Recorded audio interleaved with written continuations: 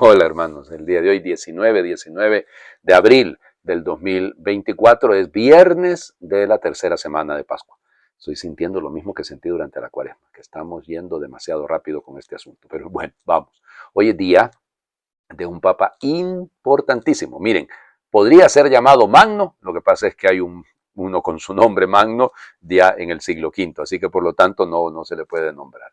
Se trata de San León IX, San León IX, Brunone de Eigenheim.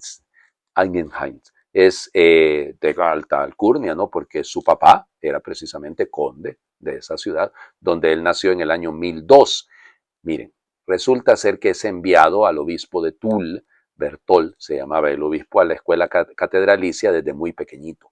Y, bueno, perdón, estaba emparentado precisamente por línea carolingia con el emperador, con Enrique III. Digo eso para qué, porque eso va a ir marcando la importancia de la figura de él. Se destacó rapidísimo, era un niño inteligentísimo. En algún momento lo manda el emperador Conrado II a llamar para que ayude precisamente un poco con el gobierno, digamos, del imperio.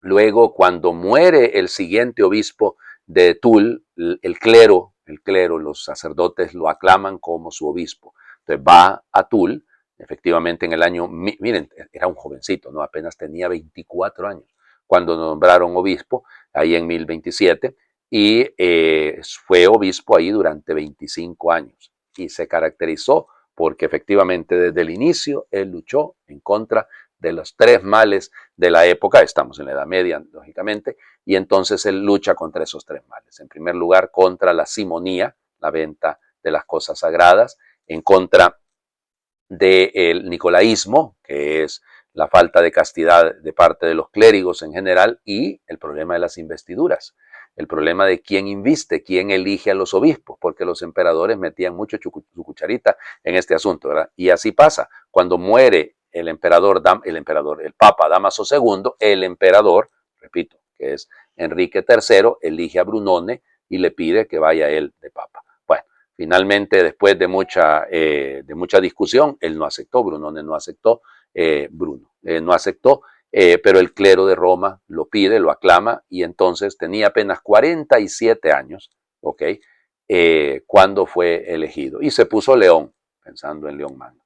Ay, Dios mío, es importantísimo la figura de él.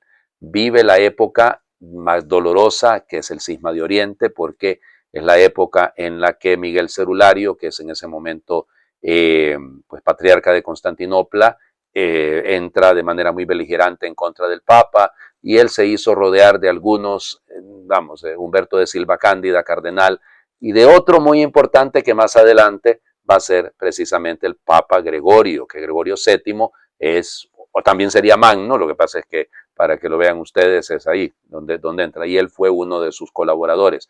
El Papa empezó a buscar colaboradores de fuera de la ciudad de Roma, y eso va a ser muy importante. Pero ya sabemos que en 1053 se lleva a término pues esta ruptura. Quiera Dios que no lleguemos a los 1000 años separados. Eso sería, creo, muy doloroso. Pero es firme en la defensa de la doctrina de la Iglesia. Realmente su pontificado fue extraordinario, sin duda, como les digo, sobre todo por estas figuras que le ayudaron en el gobierno. Hildebrando es el futuro Papa Gregorio VII, y entonces ya les digo, un trabajo extraordinario, realmente muy bello, lo que él lleva adelante, y se hizo acompañar también de otro muy importante, que es Pedro Damiani, que es uno de los grandes teólogos de esta época. Bueno, miren, ya les digo, la lucha contra estos tres problemas, y con él inicia propiamente la reforma que toma el nombre de Hildebrando, o sea, que toma el nombre de reforma gregoriana, pero realmente quien la inició fue él. Bueno, vamos, él muere un 19 de abril del año 1054, y por eso su fiesta es el día de hoy. Vamos a las lecturas del día de hoy. La primera lectura es bastante extensa porque es la conversión de San Pablo. Hechos de los Apóstoles, capítulo 9, versículos del 1 al 20. En aquellos días Saulo, amenazando todavía de muerte a los discípulos del Señor, fue a ver al sumo sacerdote y le pidió para las sinagogas de Damasco cartas que lo autorizaran para traer presos a Jerusalén a todos aquellos hombres y mujeres que seguían la nueva doctrina. Pero sucedió que cuando se aproximaba a Damasco, una luz del cielo lo envolvió de repente con su resplandor. Cayó por tierra y oyó una voz que le decía: Saulo, Saulo, ¿por qué me persigues? Preguntó él, ¿quién eres, Señor? La respuesta fue, yo soy Jesús a quien tú persigues. Levántate, entra en la ciudad y ahí se te dirá lo que tienes que hacer. Los hombres que lo acompañaban en el viaje se habían detenido, mudos de asombro, pues oyeron la voz, pero no vieron a nadie. Saulo se levantó del suelo y aunque tenía abiertos los ojos, no podía ver. Lo llevaron de la mano hasta Damasco y ahí estuvo 3 días ciego, sin comer ni beber. Había en Damasco un discípulo que se llamaba Ananías, a quien se le apareció el Señor y le dijo a Ananías. Él respondió, aquí estoy, Señor. El Señor le dijo, ve a la calle principal y busca en casa de Judas a un hombre de Tarso llamado Saulo, que está orando. Saulo tuvo también la visión de un hombre llamado Ananías que entraba y le imponía las manos para que recobrara la vista. Ananías contestó, Señor, he oído a muchos hablar de ese individuo y del daño que ha hecho a tus fieles en Jerusalén. Además, trae autorización de los sumos sacerdotes para poner presos a todos los que invocan tu nombre. Pero el Señor le dijo, no importa, tú ve allá porque yo lo he escogido como instrumento para que me dé a conocer a las naciones, a los reyes y a los hijos de Israel. Yo le mostraré cuánto tendrá que padecer por mi causa.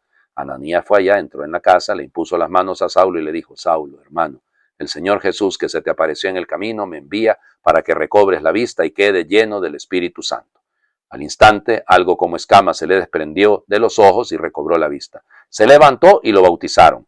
Luego comió y recuperó las fuerzas. Se quedó unos días con los discípulos en Damasco y se puso a predicar en las sinagogas, afirmando que Jesús era el Hijo de Dios. Palabra de Dios. Te alabamos, Señor. Ok, bueno. Yo creo que aquí sabemos que la conversión de Pablo es fundamentalísima para la historia de la iglesia, es una figura importantísima, tan importante va a ser que solo en el libro de los Hechos de los Apóstoles se cuenta 3 veces lo de la conversión de Pablo, 3 veces, para que vean, y luego se contará en la carta a los Gálatas. Las versiones pueden diferir un poquitín, pero en el fondo es lo mismo.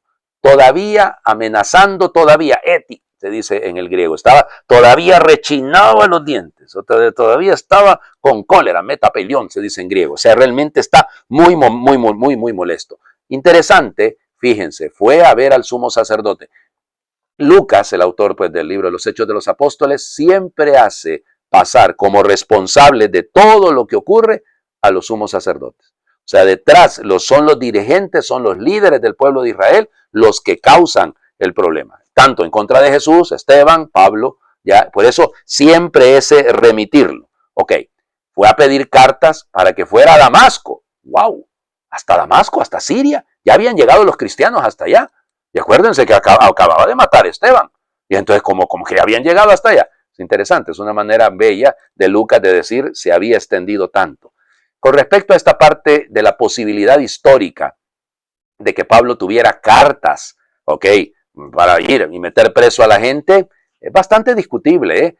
Hay algunos relatos en la antigüedad que nos cuentan que sí, se llegaba a la sinagoga y en la sinagoga se señalaba a nombre de del Sanedrín que esta doctrina, que esto no se podía enseñar. Y por eso, dice, a los que seguían la nueva doctrina. Probablemente a eso hace referencia. Bueno, pero sucedió que nueva doctrina, a veces acuérdense, ese nuevo camino, realmente ahí la palabra aparece como odos, camino.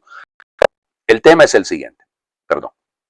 Pablo, que va de camino, no sabemos en qué iba montado, no dice que se cayó de un caballo, sino que cayó por tierra, nada más. Una luz del cielo, el viene la palabra fósforo, ¿no? Esa luz resplandeciente, pero aquí el verbo que importa, mejor dicho, el adverbio que importa, es que de repente, o sea, fue un momento así, extraordinario, y por lo tanto, siempre que aparece este adverbio, parece hacer referencia a una intervención divina. O sea, cuando Zacarías entra al templo, acuérdense, pues de repente se le aparece el ángel Gabriel. O sea que hay ese de repente, como les digo, ese adverbio, exifanes, o sea, de repente, marca el asunto. Ahora bien, fíjense, ¿qué es lo que ocurre? Es un flachazo, porque es un flachazo, la luz lo cegó, peristrapto se dice en griego, o sea, quedó ciego. Fíjense, pero, Señor, ¿quién eres? ¿Por qué lo llama Kyrios? Si todavía no conoce que es Jesús. Muy probablemente dicen que Pablo, siendo buen judío, sabía que estaba viviendo una teofanía, sabía que estaba viviendo un momento de gracia, entonces que solo podía venir de Dios. Y entonces yo soy Jesús. Fíjense, en algunas de las copias dice, yo soy Jesús de Nazaret a quien tú persigues. Pero aquí no. Así mantenemos lo que la tradición dice, es sencillamente, yo soy Jesús a quien tú persigues. La identificación de Jesús con la iglesia perseguida es clave. Yo se los he dicho, mártir es el testigo en un tribunal, pero es el testigo, no el acusado. Cada vez que somos martirizados en la iglesia, se está acusando a Cristo. Nosotros solo damos testimonio de ello. De eso se trata el asunto, ¿no? Piénsenlo por un momento. Eso es lo que está detrás. Bueno, los hombres que lo acompañaban, nada, no vieron nada. Él se da cuenta, insisto, que se trata de una teofanía, se pone en pie y va de nuevo. En algunos de los manuscritos incluso dice que lo condujeron, o sea, lo levantaron y lo llevaron hasta allá. Bueno, hasta ahí parecía una cosa interesante, ¿no? Va bien, el encuentro con el Señor. ¿Qué es lo que hace Pablo? Primero está ciego y está sin comer ni beber. ¿Por qué lo hace? Probablemente porque es consciente, el ayuno no es una cosa extraña que se haga en espera de una manifestación de Dios, en espera de un gesto de Dios, así que por lo tanto puede tratarse de eso. Luego la figura muy interesante, ¿no? Es la figura de Ananías, porque Ananías pone ya un montón de peros, ¿no? Ya tiene una visión, orama se dice en griego, entonces tiene una visión, y aquí el doble llamado, ¿no? Fíjense ustedes, después le dice Ananías, mientras que a Pablo le dicen Saulo, Saulo. Es interesante, ¿no? O sea, así como Samuel, Samuel, ¿ya? Bueno, entonces, aquí Ananías es solamente un llamado. Heme aquí, Señor, aquí estoy, Señor, claro, porque él es un discípulo, es un matetés, te dice, acuérdense, Mateo, matetés es el discípulo. Bueno, y entonces, claro, él está disponible, claro que pone sus peros, ¿verdad? No, pero yo he oído, Señor, que ahí ese muchacho lo que anda haciendo es otra cosa. Pero fíjense, por el tiempo, ¿no? A mí me encanta lo que dice el texto. Tiene que sufrir. Yo le tengo que mostrar de lo que tiene, está obligado a fathein, patos, el sufrimiento, lo que debe sufrir. Wow, ¿ya? Lo que debe sufrir. Yo lo he elegido, pero lo he elegido en el fondo porque va a sufrir. Y el texto, ¿cómo lo trata, no? Ananías es bello. Le dice Pablo, hermano. Con solo eso le cambió la vida a Pablo. Que aquellos a los que él estaba persiguiendo lo trataran como hermano, lo llamasen hermano. ¿Cuánto podemos cambiar a la gente, no? Hablándoles como que si fueran, de hecho, porque lo son, nuestros hermanos. Madre de Dios, tan poquito tiempo. Terminamos esta parte del discurso del pan de vida. Ya mañana vamos a leer, porque hoy termina, porque se cierra en la sinagoga de Cafarnaúm, y ahora ya mañana pasaremos a la reacción posterior. Juan capítulo 6, versículos del 52 al 59. En aquel tiempo los judíos se pusieron a discutir entre sí, ¿cómo puede darnos a comer su carne?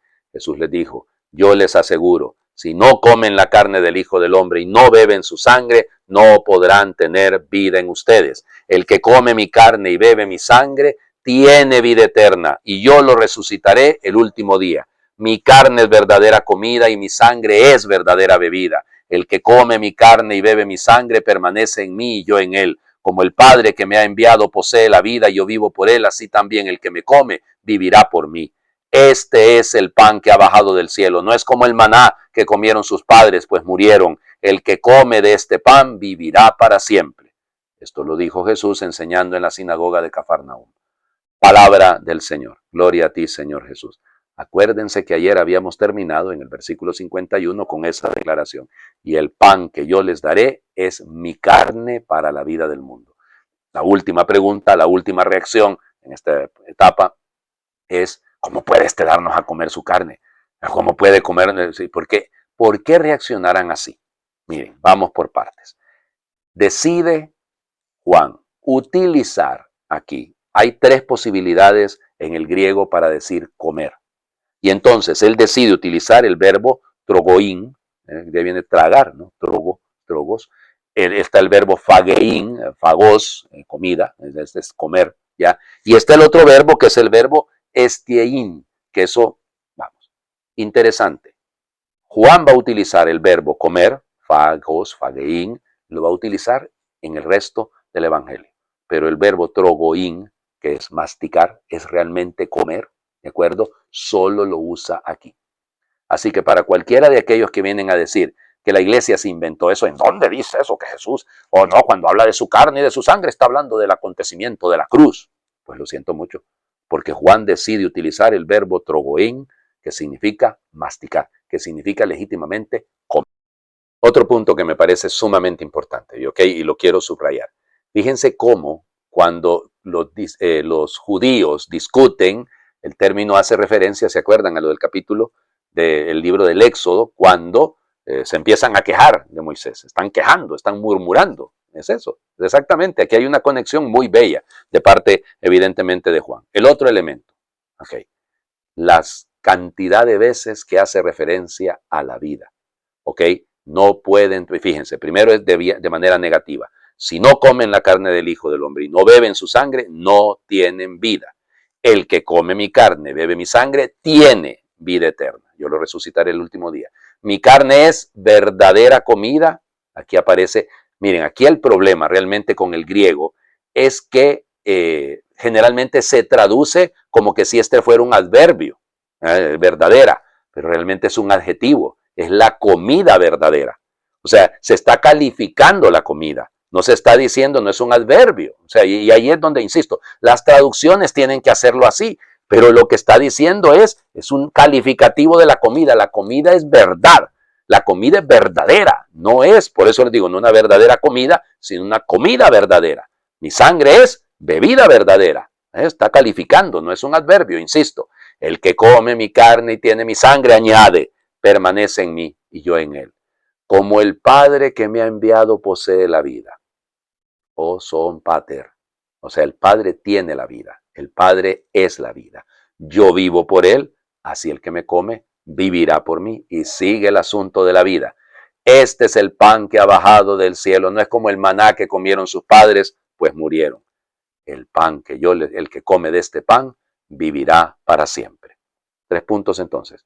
Primero, es comer.